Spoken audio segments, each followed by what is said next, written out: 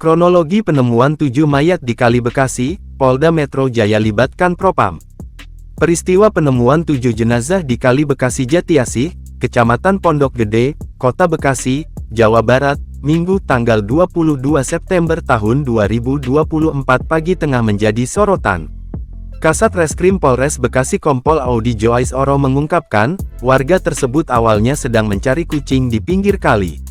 Pagi ini kami dapat info penemuan jenazah dari masyarakat. Informasi awal dari warga, ada warga hendak memberi makan kucing peliharaannya. Setelah tidak ditemukan, dia mencari di sekitar sungai. Pada saat itu, saksi melihat ada jenazah mengambang di sungai, ujar Audi seperti yang dikutip dalam siaran Kompas TV, Minggu. Awalnya, warga tersebut melihat ada 5 jenazah di sisi kiri dan kanan sungai.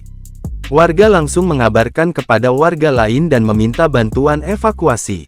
Polisi, Basarnas, dan BPBD bersama-sama melakukan evakuasi. Beberapa jam kemudian, ditemukan kembali 1 mayat yang hanyut.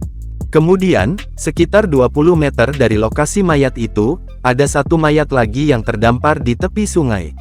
Totalnya, ada 7 mayat yang ditemukan di Kali Bekasi pagi ini. Diduga kuat, 7 mayat tersebut merupakan remaja tawuran yang kabur saat dibubarkan oleh polisi.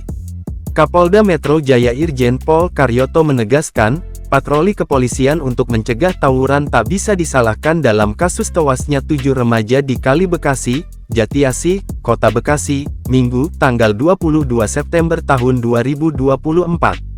Sebab, patroli polisi memang bertugas untuk memastikan agar lingkungan menjadi tertib, aman, dan nyaman bagi masyarakat.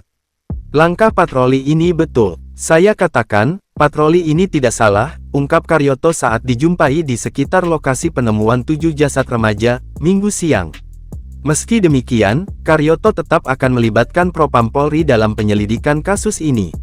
Ia ingin mendalami seperti apa prosedural patroli yang dilaksanakan anak buahnya sehingga anak-anak itu sampai ketakutan.